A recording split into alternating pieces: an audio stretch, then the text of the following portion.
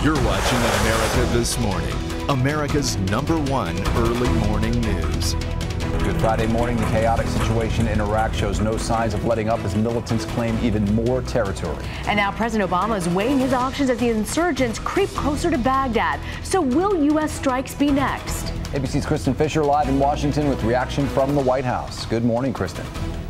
Good morning. Well, President Obama says the U.S. military is going to do something. But after nearly 9 years of war and sacrifice in Iraq, one option that's not on the table is putting more U.S. troops back on the ground.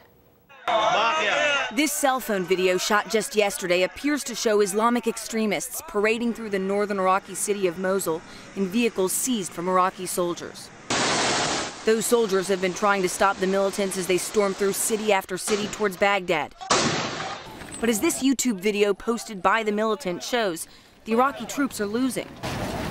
Thousands of Iraqi soldiers are seen here surrendering to the militants with links to al-Qaeda. Iraq's government is now begging the U.S. to step in. Yesterday, a cautious President Obama said help is on the way. My team is working around the clock to identify how we can provide the most effective assistance to them. The White House is now weighing a range of short-term military options, including airstrikes. But putting American troops back on the ground isn't one of them.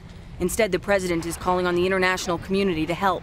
But the top UN official in Iraq appears to be downplaying the crisis, saying the Iraqi government is still in control. At least this is the way I understood him. There is no immediate danger of the violence spreading towards or to Baghdad. 11 years after U.S. troops toppled Saddam Hussein, hundreds of American contractors have now been evacuated from a base in northern Iraq, prompting the Secretary of State to say the time to act is now. We are deeply concerned about what is happening in Iraq, and we are not concerned and waiting.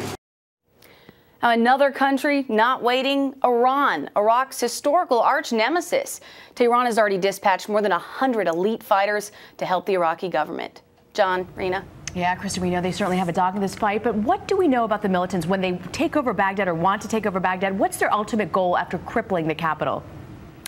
Well, these militants are from ISIS, that's short for the Islamic State of Iraq and Syria, and their goal is essentially to make their name a reality. They want to create a new Islamic State in that region, and they're willing to do it at almost all costs. Back to you.